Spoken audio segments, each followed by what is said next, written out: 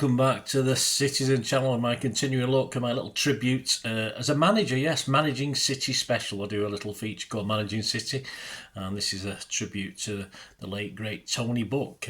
Part 2 or 3, guys, so make sure you go back and watch part 1. So we'll talk about his time between 1974 and 79-80 season, of course, when he took charge. He'd been in charge temporarily since that, of course, over time. But we'll look at his main element as a manager of Manchester City. So in part 1, he had some big decisions to make on moving on some ex-teammates. He did that very well. The ex-teammates appreciated it as well. There's never any real bad feelings. He did have 1 or 2 problems to sort out as we finished part 1. And of course, a League Cup run left him on the verge of Wembley glory as a manager, which he did as a player, of course, in the League Cup, and he will be the first to do it as a manager as well. Tony was delighted to the return to Wembley after a 4-1 aggregate win over Middlesbrough, as was I. This was going to be my second trip after that disastrous first trip in 74 when we got beat by Wolves.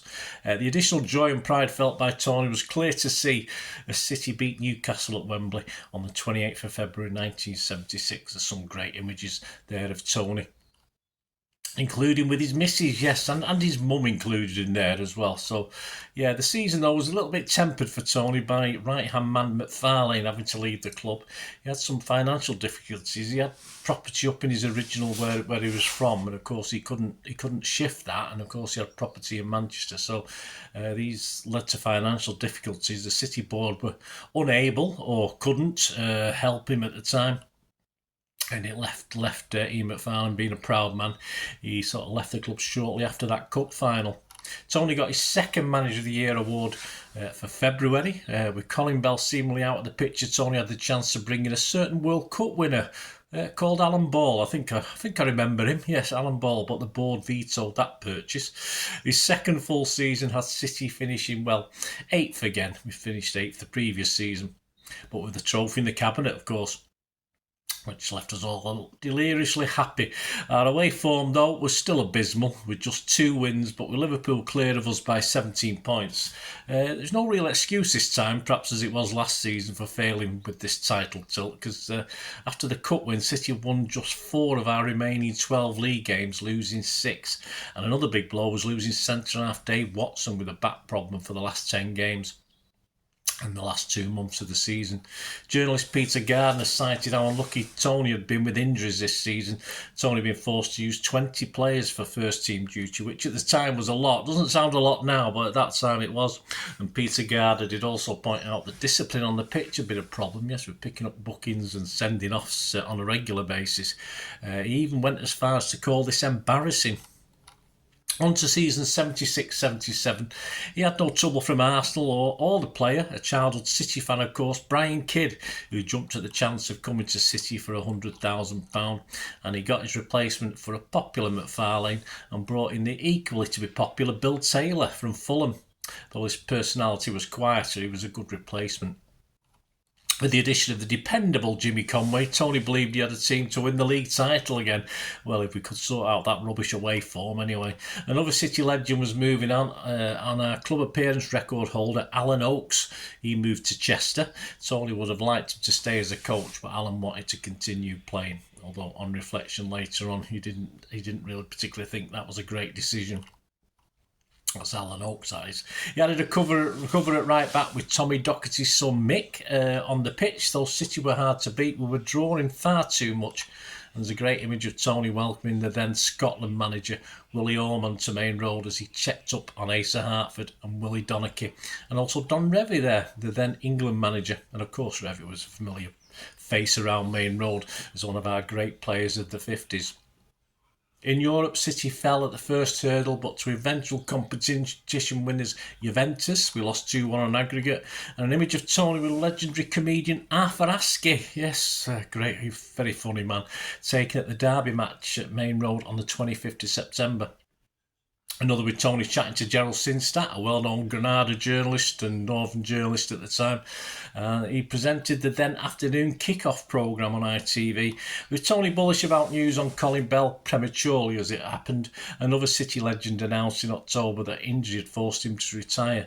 Tony's once fullback partner, Glyn Pardo, who was appointed officially to City's coaching staff, he couldn't play any longer. An image of Tony in the squad in our Christmas lineup. Yes, Colin Bell was missing for this one. He was having some treatment. And no idea who that player with the beard is in the middle of the picture. And a well-known face and current Coventry City director, Joe Mercer, renews friendships with Tony before a December meeting of the two clubs. Once again, it was our away form that was causing Tony problems, although we had only lost one all season and it was marginally better. 6 draws in 9 games denied us top spot, with the arrival of second place Liverpool to Main Road on the 29th of December. Just 2 points separated the top 4. Ipswich and Liverpool were on 27 points. Villa and City just 25, 2 points behind. A draw at Main Road with Liverpool thanks to a late own goal by stalwart Dave Watson. I remember coming out of that game really disappointed. It was a horrible frozen pitch, and that denied us an important victory. As far as Tony Buck and Michael Doherty, or Mick Doherty, his time was up and off he went to Sunderland. Reserve keeper Keith McRae had also asked to be put on the transfer list.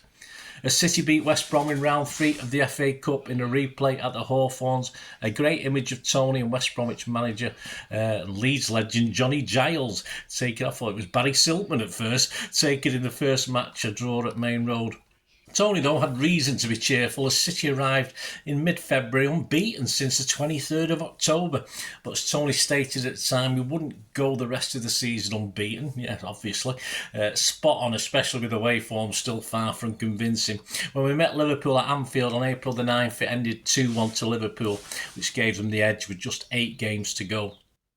So despite winning 5 of the 6 games, including this Anfield trip, and a big home win over another title contender, Ipswich 2-1, City was slightly behind both these rivals. Images there of Tony welcomes the then Ipswich manager and legend, of course, Bobby Robson to Main Road. And at the same game with director Sidney Rose and City goalkeeping legend himself, Bert Troutman.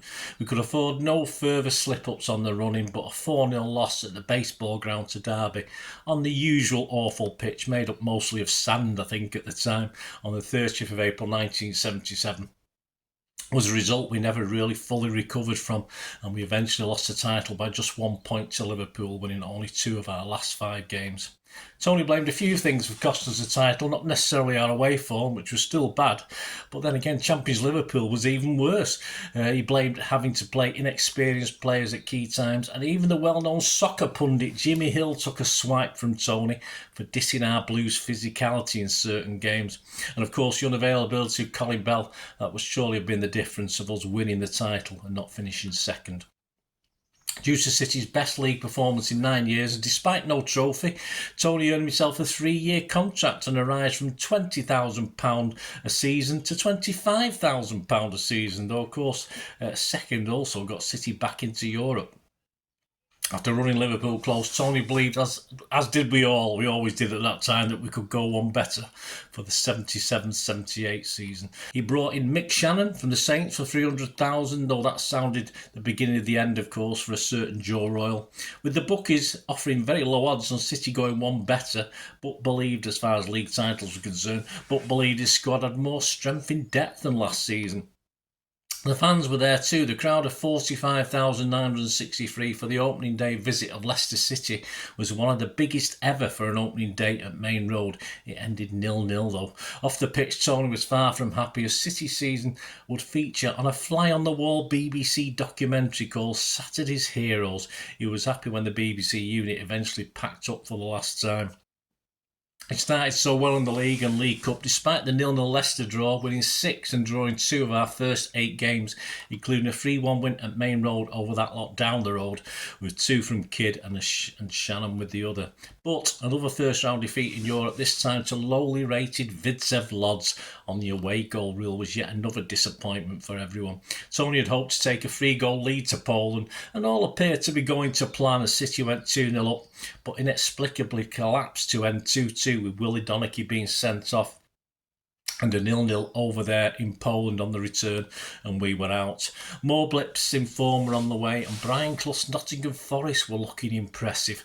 Joe Royal joined Bristol City on loan then permanently, with no hard feelings. Tony also had player problems as Dennis Stewart, unable to command the first team regular place, asked to be put on the transfer list. And with Royal going, this was an extra headache. Tony thought he had an ace up his sleeve as before the turn of the year he was happy to welcome back the legend that was and is still Colin Bell for first team activities. Great image of Tony at the City Social Club during a golden shot contest. Just in the development, we had the scratch cards, or they weren't particularly scratch cards, just City Bingo, stuff like that. But this golden shot was taken in November 1977. Yes, actually, Joe Corrigan actually won me a radio cassette player at one of these nights. I taped the charts for years after that on a Sunday night on that thing. City had dropped to ninth, 9 points off the pace prior to Colin Bell's return on Boxing Day. That needs no comment here. We've covered it before. And it appeared to galvanise the squad, and City won 7 league games in a row and we're back up in third spot. But it wasn't to last, as in the next 8 games, though only losing once, we drew too many. We drew 5, and our hopes of a late run for the title receded. Stewart finally left the club in February to join New York Cosmos.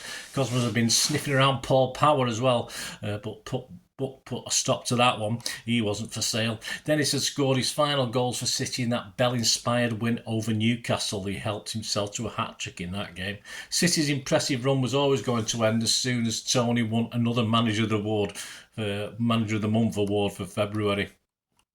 Mike Doyle struggled with injuries, and him not being an automatic choice when he was fit ended with him moving to Stoke City, and it had been his testimonial year.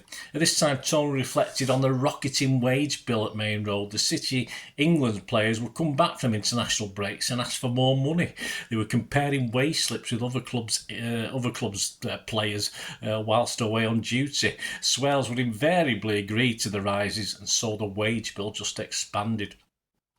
As Forest romped away to the title, Tony's City had to settle for 5th spot, 12 points behind the champions, but a place in Europe was again booked.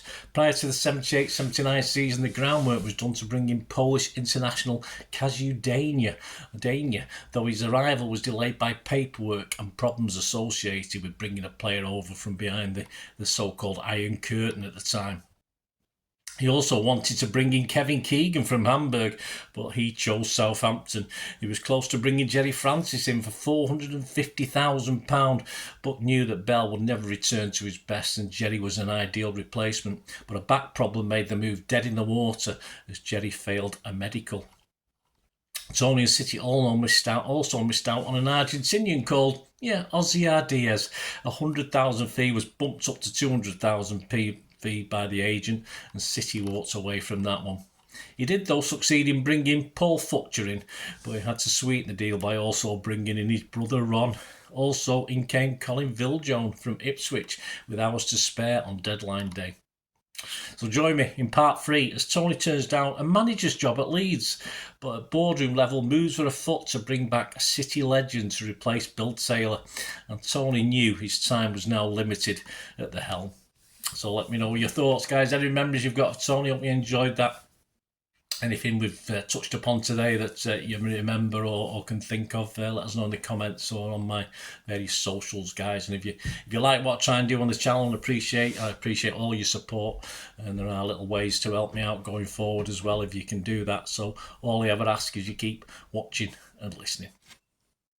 I hope you enjoyed the feature, and if you can support me through the subscription, if you can subscribe, guys, that'd be wonderful if you've not already done so. We do actually have memberships at the moment, just 99p a month, so you get access to all my City stuff, including all the history vlogs, dozens and dozens not been published yet that you get immediate access to, and every time I do a edit and do a vlog, you get immediate access to it as well. So you can have a copy of scripts as well if you want any hard copy of the sort of things I do on matches and teams and managers and players, etc. So if you can join the membership, that'd be wonderful. We'd fine. And yeah, if you want to support the channel just by watching the ads, that helps. Watch the ads, let them play through while you just have to check your phone or something, let it play out. And of course, if you follow any of the links, that always works as well. If you follow a link to one of the ads and you fancy something, I've done it myself. I've followed a link and actually purchased something from another organisation. But it can happen. It can happen. Not all ads are stuff you're not interested in. And of course, if you can give us a like, guys, that would be absolutely fantastic. All likes are much appreciated. Anyway, thanks for watching. Until the next time, of course, I only ever ask one thing, don't I? Please, I ask you all to stay safe, especially you Blues. Until the next time, come on, City. Bye for now.